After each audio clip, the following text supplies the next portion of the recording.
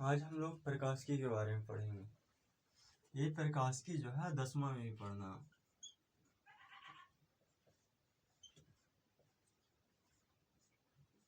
प्रकाशिकी एवं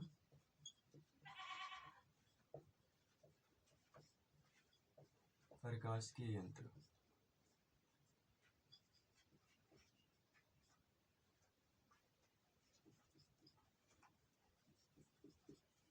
ये प्रकाशिकी है जो 10वां से संबंधित है। 10वां में जो पढ़े थे अधिकतर उसमें से इस चैप्टर में पढ़ना प्रकाशिकी में। इसमें सबसे पहले हम प्रकाश के बारे में पढ़ेंगे। प्रकाश आखिर है क्या?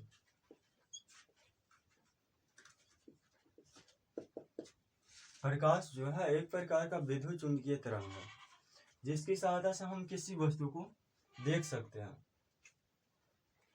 प्रकाश एक प्रकार का विद्युत चुंबकीय तरंग है जिसकी सहायता से हम किसी वस्तु को देख सकते हैं।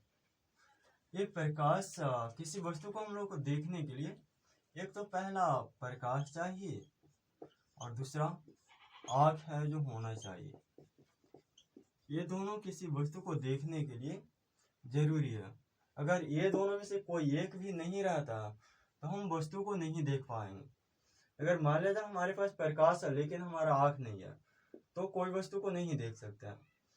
वहीं आँख है लेकिन प्रकाश नहीं है तो भी किसी वस्तु को हम देख नहीं सकते। इसलिए प्रकाश और आँख का होना दोनों जरूरी है। ये प्रकाश का परिभाषा ये हो जाएगा कि प्रकाश एक प्रकार का विद्युत चुंबकीय तरंग है। प्रकाश एक प्रकार का विद्युत चुंबकीय तरंग है जिसकी सहायता से हम किसी वस्तु को अपनी आँख के द्वारा, प्रकाश एक प्रकार का विद्युत चुंबकीय तरंग है जिसकी सहायता से हम अपनी आँख के द्वारा किसी वस्तु को देख सकते हैं। उसे ही प्रकाश कहा जाता है। एक प्रकाश जो है ना कण के रूप में चलता है। ये आइंस्टीन साबित किए थे। आइंस्टीन बोले थे कि प्रकाश जो है कण के रूप में गति करता है। ऐसे भी देखा जाता है कि प्रकाश है, मान लीजिए कहीं से प्रकाश आ रहा होता है अंधेरा कमरा में तो वहाँ पे देखने पे ये पता चलता है कि प्रकाश है उसमें धूल कण उड़ता हुआ दिखाई देता है। ये साबित किए थे आइंस्टीन ने। इसको साबित करने के लिए 1921 में नोबेल पुरस्कार मिला था इनको, आइंस्टीन को।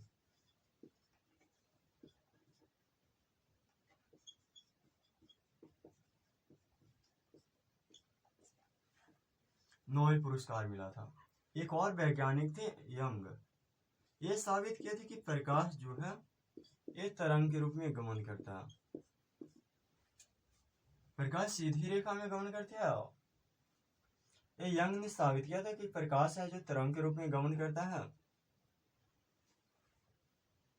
और जो प्रकाश का चाल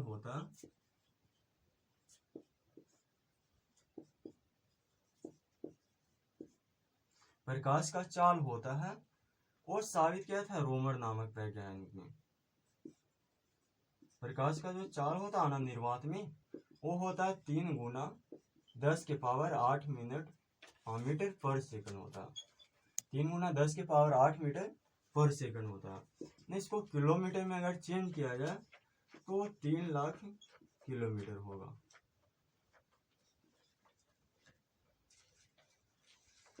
एक सेकंड में है जो प्रकाश 3 लाख किलोमीटर चलती है।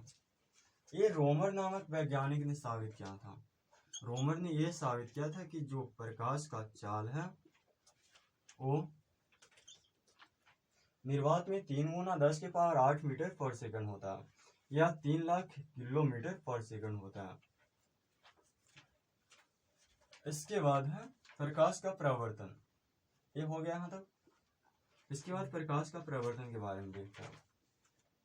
ये जो प्रकाश का परावर्तन होता है उसमें जो प्रकाश की किरण होती है वो कोई चिकना या चमकीला सतह से टकरा करके वापस लौट जाता है तो प्रकाश का परावर्तन होता है। लेकिन वहीं अगर प्रकाश की जो किरण है वो अगर पार कर जाता चिकना या चमकीला सतह से तो होता अपवर्तन। लेकिन पार नहीं करेगा वापस लौट जाएगा तो होगा परावर्तन। प्रकाश का परावर्तन। ये प्रकाश का प्रवर्तन कहते किसको है, ये देखना।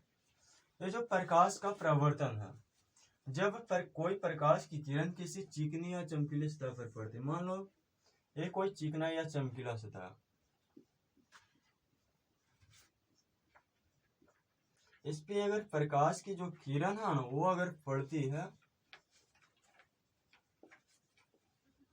तो प्रकाश की किरण को वापस लौटा देता। मान लिया जाए कोई एक माध्यम, यहाँ से कोई है व्यक्ति है खड़ा जो लाइट जला रहा है, कौन से जला रहा है, तो प्रकाश आया चमकीला सतह पे, चमकीला सतह पर जैसे ही पड़ा ना वो चमकीला सतह क्या करता है कि प्रकाश को वापस लौटा देता है, यानी जिस कोण से आया था उसी कोण से प्रकाश को वापस लौटा देता है।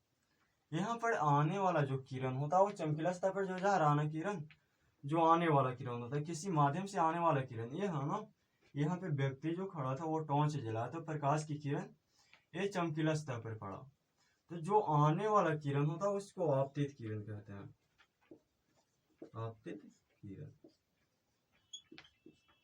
और चमकीला सतह के जिस बिंदु पर ही आपतित किरण मिलता है उसको आपतन बिंदु बोलते हैं।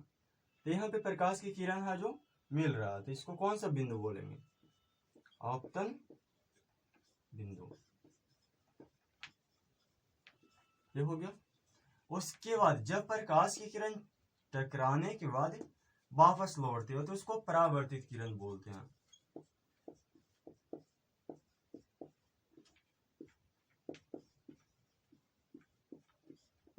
परावर्तित किरण। उसके बाद ये आपतन बिंदु है ना, इस पे एक लंब डाला जाता है, उसको अभिलंब बोला जाता है। ये लंब डाला गया, इसको अभिलंब बोला जाता है।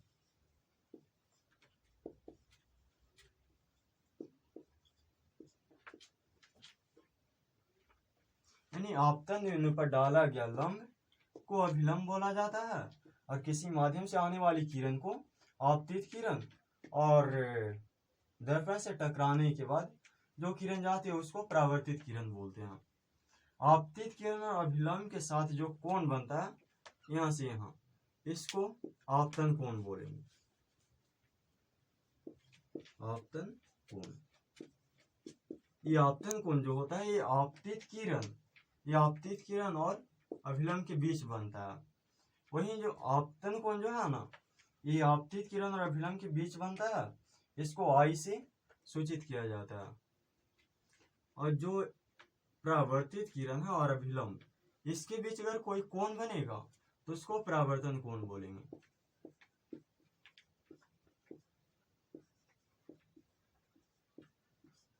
परावर्तन कोण ये हो गया।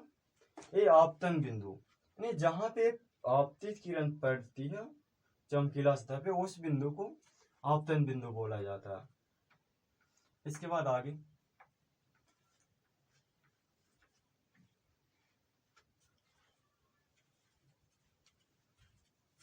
ये हो गया यहाँ तक। उसके बाद है प्रकाश का के प्रवर्तन का नियम, ये हो गया।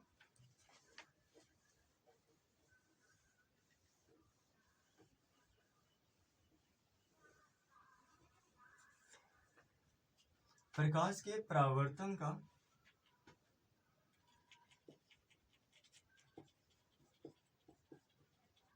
नियम, ये प्रकाश के परावर्तन के दो नियम होते हैं। प्रकाश के परावर्तन के दो नियम होते हैं।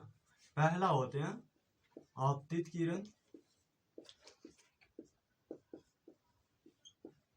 आपतित किरण, परावर्तित किरण।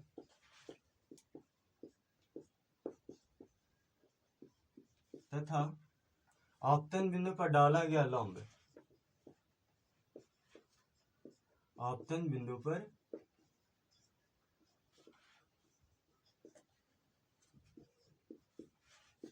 डाला गया लंब। ये तीनों जो होते हैं ना एक ही सतह में होते हैं। आपतित किरण, परावर्तित किरण तथा आपतन बिंदु पर जो लंब डाला जाता है वो तीनों एक ही तल में होते हैं। दूसरा जो नियम है ना वो आपतन कोण जो होते हैं वो परावर्तन कोण के बराबर होते हैं।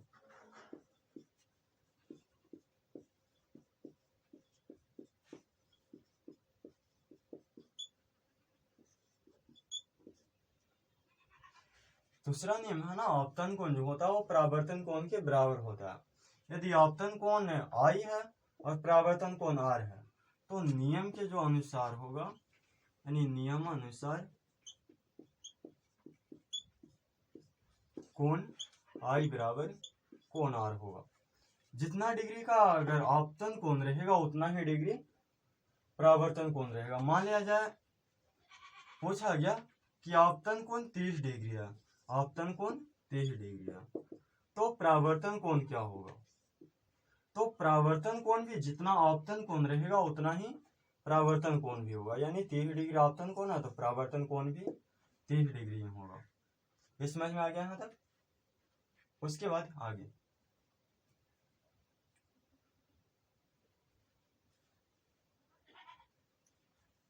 इसको मिटा देते हैं।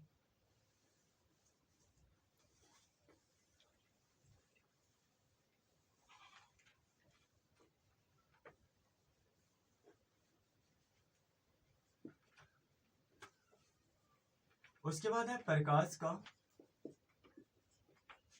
अपवर्तन।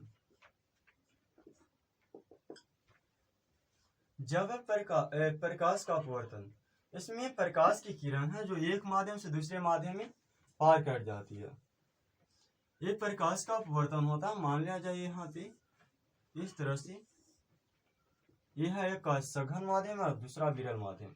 सघन विरल माध्यम ये और सघन माध्यम ये। जब प्रकाश की किरण यहाँ से यहाँ जाएगा, ये विरल माध्यम है,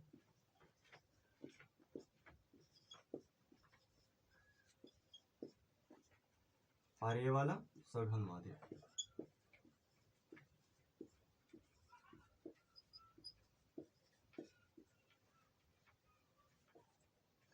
ये जब प्रकाश की किरण इसमें विरल माध्यम से सघन माध्यम में जाती है तो अभिलंब की ओर मुड़ जाती है, ये अभिलंब है।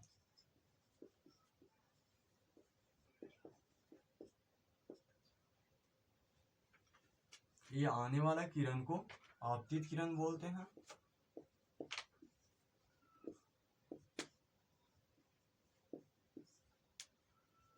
और जो किरण पार हो जाती है ये अभिलंब की ओर मुड़ जाती है। इसको जाना चाहिए था सीधे, लेकिन यह अभिलंब जो है ना इसकी ओर मुड़ जाता है। तो जो किरण इधर पार हो जाता है उसको अपवर्तित किरण बोलते हैं।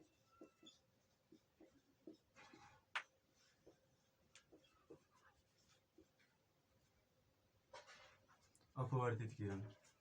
तो प्रकाश का अपवर्तन में होता है जब प्रकाश की किरण एक माध्यम से चलकर दूसरे माध्यम में जाती है तो अपने पहले वाला जो रास्ता होता है ना उससे अलग हो जाता है।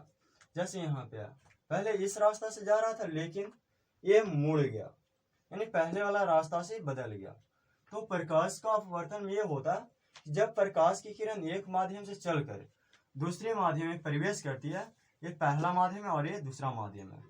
जब प्रकाश की किरण एक माध्यम से दूसरा माध्यम में प्रवेश करते हैं तो प्रकाश की किरण अपने पूर्ववर्ती पथ से, यानी जो पहले वाला रास्ता था ना उसको से अलग हो जाता है, उसी को प्रकाश का अपवर्तन बोलते हैं। प्रकाश का अपवर्तन का जो नियम होता है वो दो नियम है। एक होता आपतित किरण, अपवर्तित किरण, और आपतन बिंदु पर जो डाला गया लंब होता है, ये तीनों एक ही तल में होता है।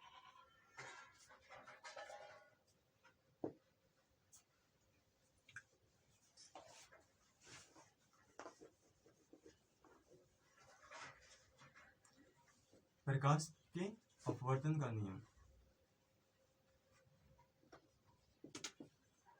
अपवर्तन का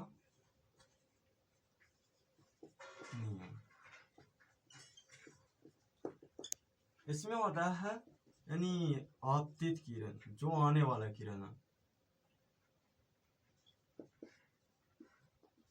आपतित किरण, अपवर्तित किरण, और जो आपतन बिंदु होता है, आपतन बिंदु पर डाला गया लंब,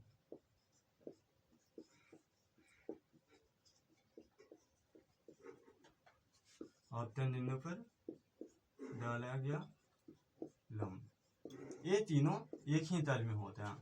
दूसरा नियम होता है आपतन कोण की ज्या, आपतन कोण की ज्या तथा अपवर्तन कोण की ज्या का अनुपात। आपतन कोण की ज्या तथा अपवर्तन कोण की ज्या का अनुपात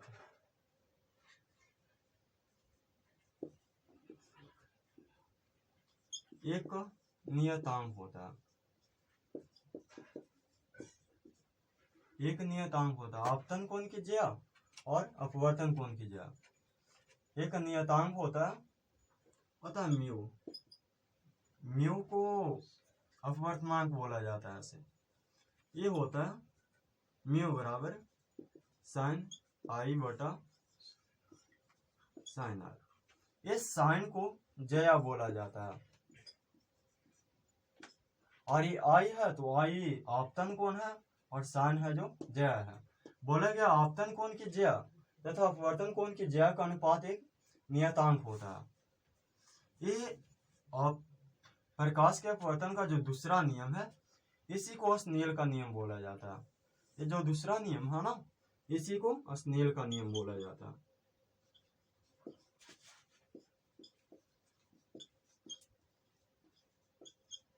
मान लीजिए एग्जाम में पूछा गया कि स्नेल का नियम किसे कहते हैं, तो इसमें ये हम बताएंगे कि प्रकाश के अपवर्तन के दूसरा नियम को स्नेल का नियम कहा जाता है, अर्थात म्यू बराबर साइन आई बटे साइन आर होता है। और ये स्नेल का जो नियम है ये दिए थे स्नेल नहीं, स्नेल का जो नियम है वो दिए थे स्नेल नहीं। और ये जो प्रकाश के अपवर्तन का नियम होता है ना वो दो होता है। प्रकाश के अपवर्तन के दो नियम होते हैं, पहला आपतित किरण अपवर्तित किरण और आपतन बिंदु पर डाला गया लंब एक ही तल में होते हैं।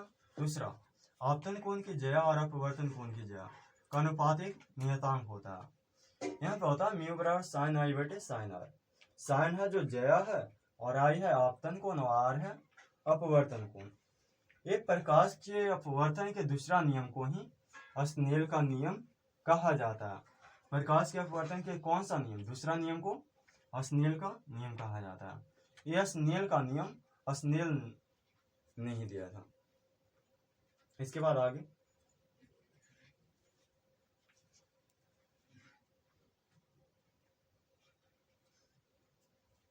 यहां तक हो गया, इसके बाद मिटा देते हैं फिर।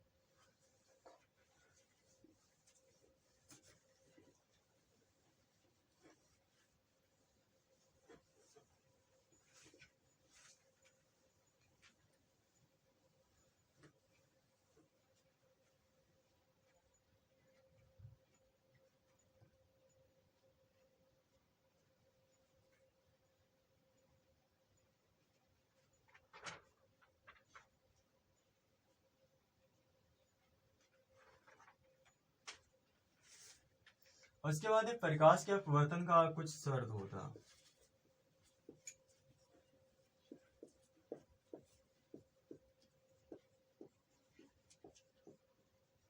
प्रकाश के अपवर्तन का शर्त, इसमें जो होता है पहला होता है जो प्रकाश की किरण है उसको सघन माध्यम से विरल माध्यम में जाना चाहिए। प्रकाश का मान लिया जाए कोई किरण है,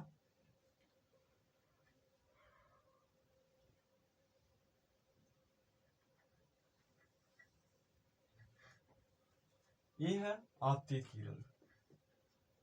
जब प्रकाश की किरण के पहले इसको माध्यम मान लेते हैं, ये है विरल माध्यम और ये सघन माध्यम।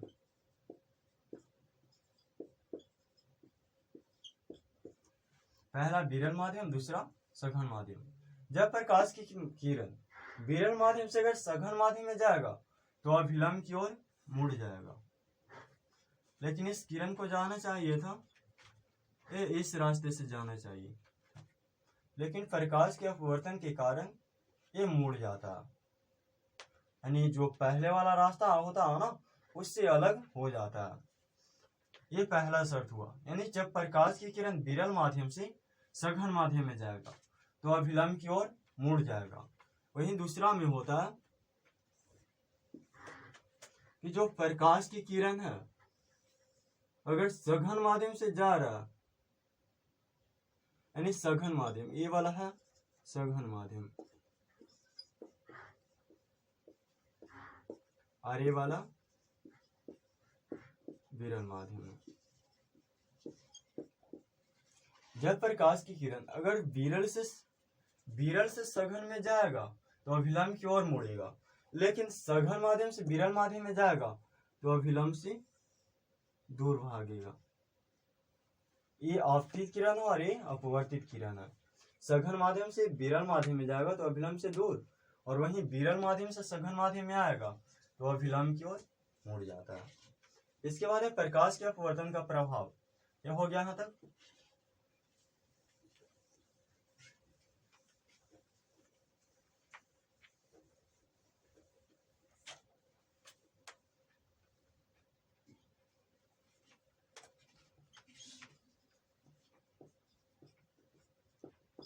प्रकाश के अपवर्तन का प्रभाव।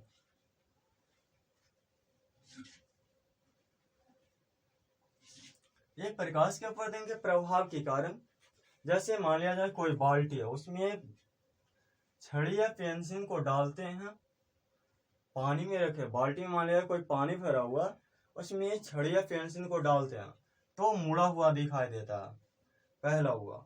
दूसरा है जो उसमें अगर बाल्टी में कोई सिक्का को डालते हैं तो जिस स्थान पे रहता है उस स्थान पे दिखाई नहीं देता, उससे अलग दिखाई देता है।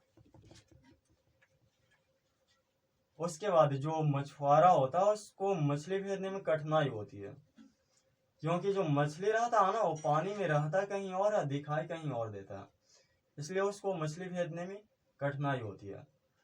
पानी का सतह है जो अपवर्तन के कारण उठा हुआ दिखाई देता है, और सूर्योदय और सूर्यास्त के समय सूर्य है जो निलंबित दिखाई देता है, यानी सूर्य जब उगता है तो उगने से पहले 2 मिनट दिखाई देता है, लेकिन डूबने के बाद तक भी 2 मिनट दिखाई देता है। जब सूर्य उग जाता है यानी नहीं उगा हुआ रहता तो दिखाई देता है, और डूबने के बाद जब डूब जाता है तो भी 2 मिनट तक दिखाई देता है। ये सूर्योदय और सूर्यास्त के समय सूर्य है जो निलंबित दिखाई देता है। उसके बाद है तारों का चमकना, नहीं तारा जो है टिमटिमाते रहता है तो होता है अपवर्तन के कारण। जैसे हीरा का चमकना, ये हीरा भी चमकता है तो प्रकाश के अपवर्तन के कारण। ये था प्रकाश के अपवर्तन का प्रभाव। उसके बाद आगे देखते हैं।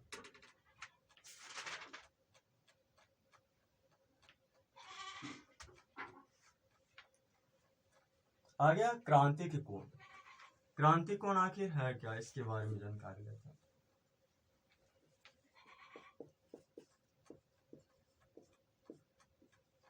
क्रांतिक कोण, एक क्रांतिक कोण जब होता है जब प्रकाश की किरण सघन माध्यम से चलकर विरल माध्यम में जाती है। जब प्रकाश की किरण सघन माध्यम से विरल माध्यम में जाती है तो जो आपतन कोण है वो आपतन कोण का मान 90 डिग्री के बराबर हो जाता है।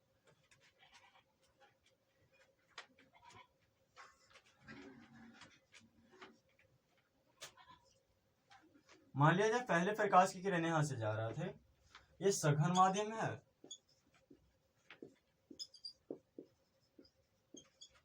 और ये वाला विरल माध्यम है।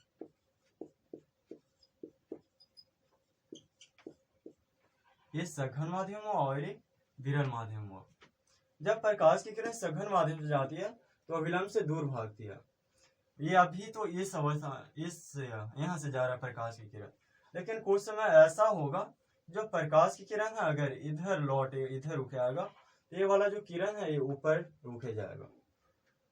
तो जब प्रकाश का किरण सघन माध्यम से विरल माध्यम में जाती है तो आपतन कोण का जो मान है, अपवर्तन कोण का जो मान होता है वो अगर 90 डिग्री के बराबर हो जाता है तो होगा क्रांतिक कोण। क्रांतिक कोण को IC द्वारा सूचित किया जाता है। इसको आई सी द्वारा सूचित किया जाता। क्रांतिक कोण बराबर होता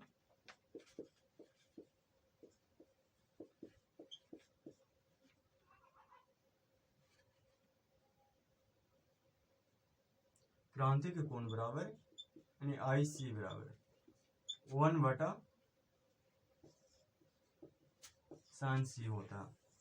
इसका जो शर्त होता है ना, पहला शर्त ये हुआ कि जो प्रकाश की किरण है उसको सघन माध्यम से विरल माध्यम में जाना चाहिए।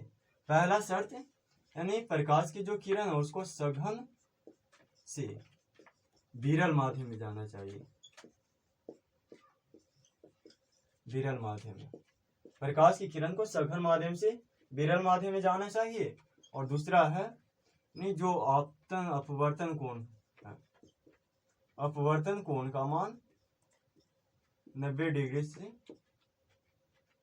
अपवर्तन कोण का मान 90 डिग्री के बराबर होना चाहिए। पहला शर्त है कि प्रकाश की जो किरण हो सघन माध्यम से विरल माध्यम में जाना चाहिए। दूसरा शर्त यह है कि जो अपवर्तन कोण का मान है वो 90 डिग्री के बराबर होना चाहिए। जब 90 डिग्री के बराबर हुआ तभी क्रांति कोण बनेगा, अन्यथा क्रांति कोण नहीं बनेगा। उसके बाद आगे है पूर्ण आंतरिक परावर्तन।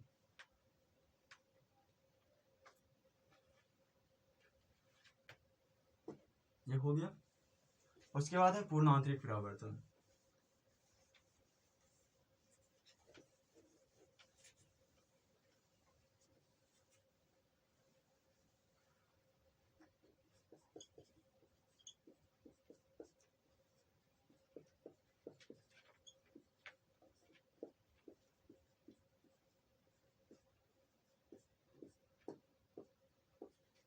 पूर्ण आंतरिक परावर्तन, ये पूर्ण आंतरिक परावर्तन में ही प्रकाश की किरण जो होता है वो सघन माध्यम से विरल माध्यम में जाता है।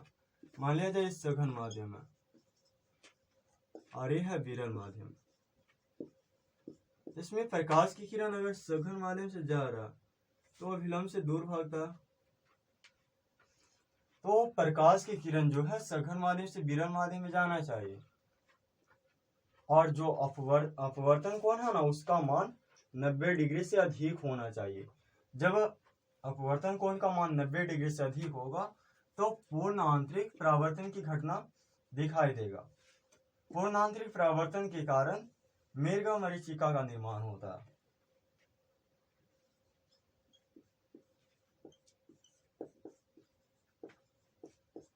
मेघ मरीचिका, इसका मतलब यह होता है ना कि मेघ मरीचिका जैसे हम रोड पर जा रहे होते हैं तो वहां पे धूप ज्यादा होने के कारण रोड पर ऐसा दिखाई देता है। कभी कभी देखते हैं कि वहां पे कुछ दूरी पे, जिस रोड से रास्ते से जा रहे हैं रोड पे, उससे कुछ दूरी पे पानी जैसा दिखाई देता है, तो वही होता है मेघ मरीचिका। जब उस स्थान पे जाते हैं तो वहां पानी नहीं होता, तो होता है मेघ मरीचिका का निर्माण। एक ऑप्टिकल फाइबर, ऑप्टिकल जो फाइबर होता है वो है जो पूर्ण आंतरिक परावर्तन के कारण चमकता दिखाई देता है। और एक का हीरा जो है ये भी चमकता है पूर्ण आंतरिक परावर्तन के कारण। इसमें शर्त ये होगा कि जो प्रकाश की किरण उसको सघन माध्यम से विरल माध्यम में जाना चाहिए। पहला शर्त यानी प्रकाश की किरण को सघन से विरल माध्यम में जाना चाहिए। और दूसरा जो अपवर्तन कोण है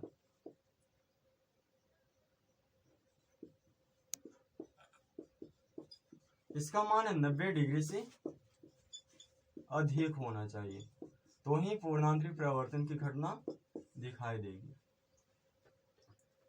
ये हो गया पूर्णांतरिक परावर्तन। इसके बाद देखते हैं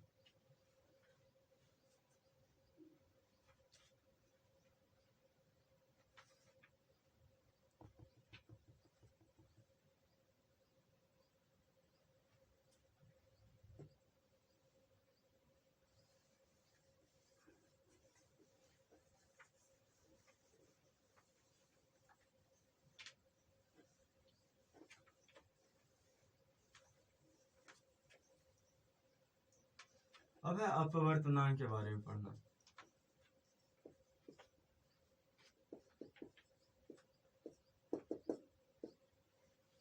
ये अपवर्तनांक होता है जो प्रकाश के चाल के व्युत्क्रमानुपाती होता है। जब प्रकाश की चाल है जो बढ़ता है तो प्रकाश का अपवर्तनांक घटता है। यह अपवर्तनांक ये आपतन कोण की आपतन कोण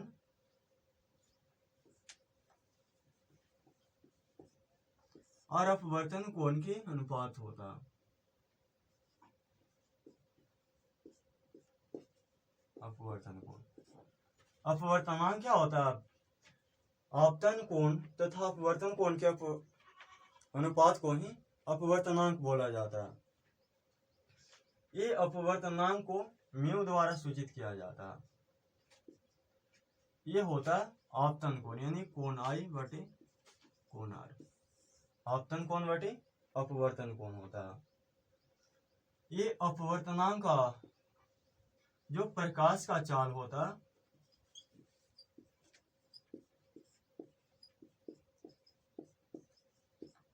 वो अपवर्तनांक के व्युत्क्रमानुपाती होता है।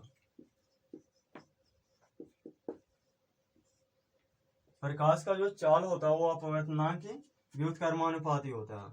यदि प्रकाश का चाल बढ़ रहा है तो अपवर्तनांक का मान घटेगा। यदि अपवर्तनांक का मान बढ़ेगा तो प्रकाश का चाल घटेगा। ये हो गया।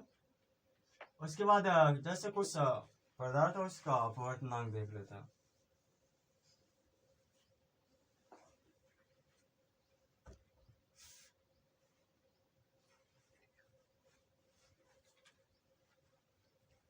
जैसे पहला निर्वात। निर्वात का जो अपवर्तनांक होता है वो 1 होता है। दूसरा है हवा। हवा का भी अपवर्तनांक होता है 1 के आसपास होता है, 1 का लगभग होता है। उसके बाद तीसरा है जल। जल का अपवर्तनांक होता है 1.33 होता है। उसके बाद चौथा केरोसिन। केरोसिन जो होता है इसका अपवर्तनांक 1.41 होता है। पांचवा कांच। कांच का जो अपवर्तनांक है 1.5 होता है। छठा हीरा। हीरा का जो अपवर्तनांक है ये होता है 2.42 2.42 होता है। ये हीरा का अपवर्तनांक। ये प्रकार सबसे कम अपवर्तनांक निर्वात में होता है और सबसे अधिक हीरा में होता है। हीरा का अपवर्तनांक जो होता है 2.42 होता है और जो निर्वात है उसमें 1 होता है। यदि अपवर्तनांक का मान बढ़ रहा है तो प्रकाश का चाल घटेगा।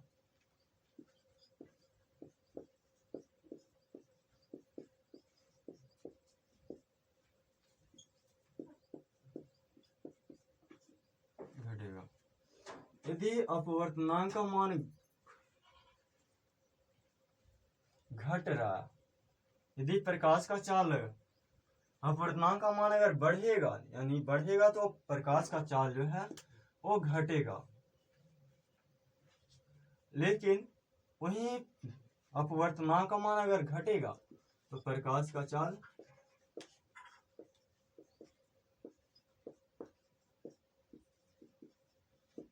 बढ़ेगा। ये जो अपवर्तनांक होता है वो प्रकाश के चाल के व्युत्क्रमानुपाती होता है। ये इसको उतारिए थोड़ा सा, उतारिए।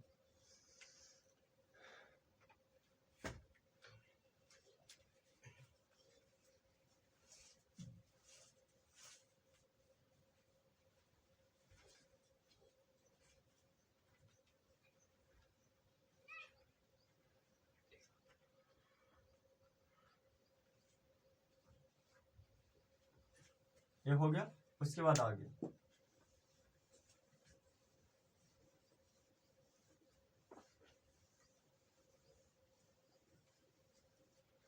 एक प्रकाश का जो चाल होता है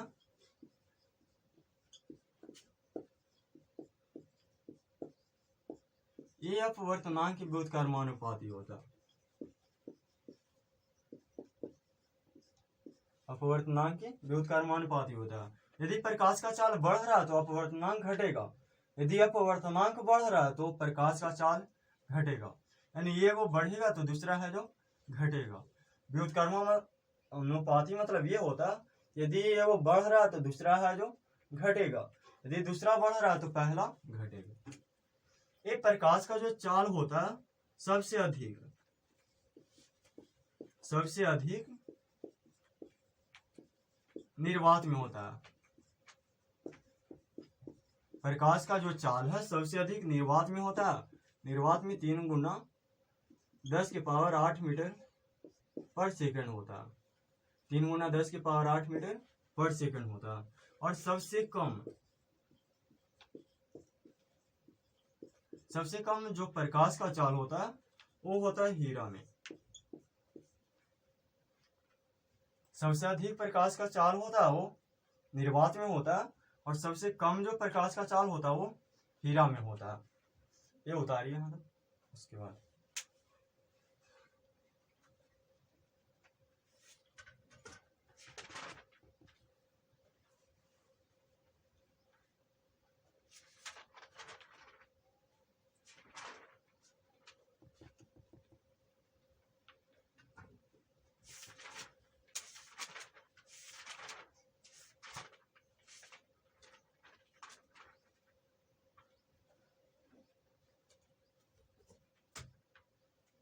ये हो गया। उसके बाद है निरपेक्ष अपवर्तनांक।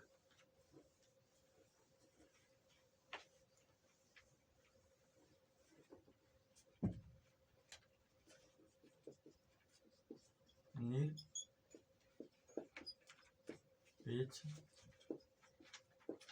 अपवर्तनांक। निरपेक्ष अपवर्तनांक। निरपेक्ष अपवर्तनांक ये हवा या निर्वात के सापेक्ष किसी माध्यम के अपवर्तनांक,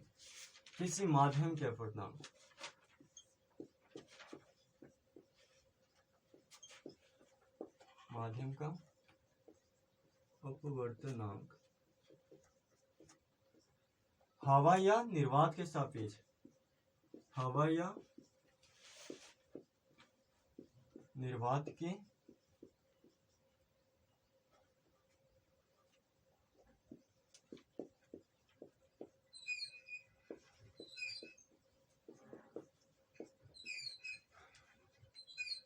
ये जो निरपेक्ष अपवर्तनांक होता है वो हवा या निर्वात के सापेक्ष, यानी हवा या निर्वात का सापेक्ष किसी माध्यम का अपवर्तनांक रहता है तो उसको निरपेक्ष अपवर्तनांक कहते हैं। या किसी माध्यम के अपवर्तनांक तथा हवा या निर्वात के अपवर्तनांक के अनुपात को निरपेक्ष अपवर्तनांक कहा जाता है। जैसे बोला गया हवा या निर्वात के सापेक्ष कांच का अपवर्तनांक क्या होगा, तो जो कांच का अपवर्तनांक है वो 1.5 है ना, और हवा का अपवर्तनांक 1 है। हवा या निर्वात के सापेक्ष किसका बोला गया, कांच का ना, तो कांच का 1 होता है अपवर्तनांक, और जो हवा या निर्वात का होता है वो लगभग 1 के बराबर होता है। तो इसलिए इसका जो अपवर्तनांक होगा 1.5 होगा, निरपेक्ष अपवर्तनांक।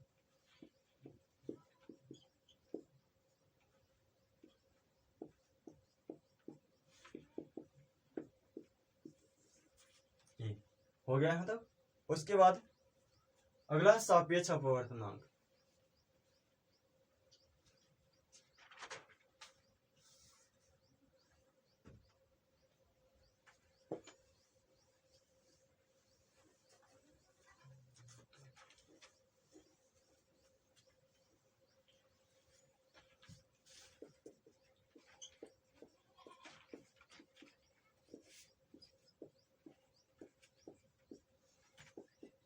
सापेक्ष अपवर्तनांक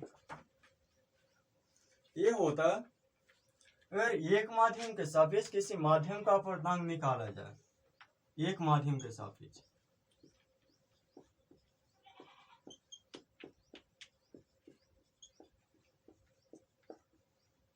एक माध्यम के सापेक्ष किसी माध्यम का अपवर्तनांक निकाला जाए तो उसको सापेक्ष अपवर्तनांक बोला जाता है। जैसे ये सापेक्ष अपवर्तनांक, यदि एक माध्यम का सापेक्ष दूसरे माध्यम का अपवर्तनांक निकाला जाता है तो सापेक्ष अपवर्तनांक होता है। जैसे बोला गया कांच के सापेक्ष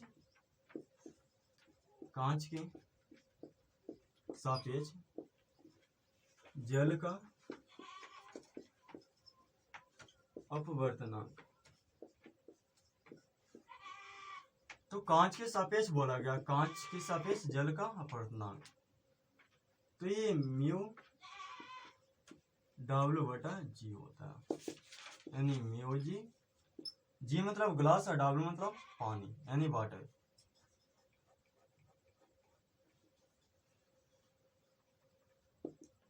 तो जो कांच का अपवर्तनांक होता है वो 1.5 होता है, और जो पानी का होता है वो 1.33 होता है। तो ये हुआ एक माध्यम के सापेक्ष, यानी पहला माध्यम ये है और दूसरा माध्यम ये है। पहला माध्यम कांच है और दूसरा माध्यम जल है, यानी कांच के सापेक्ष जल का अपवर्तनांक पूछा गया, तो ये इतना हो जाएगा।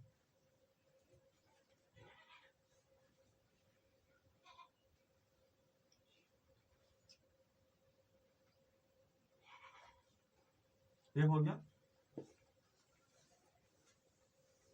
उसके बाद है प्रकाश तंतु।